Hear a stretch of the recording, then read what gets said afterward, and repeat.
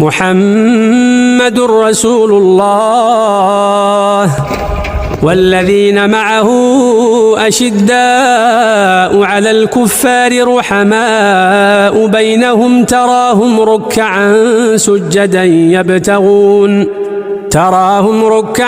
سجدا يبتغون فضلا من الله ورضوانا سيماهم في وجوههم من أثر السجود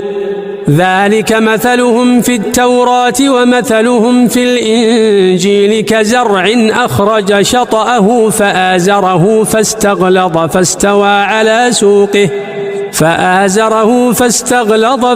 على سوقه يعجب الزراع ليغيظ بهم الكفار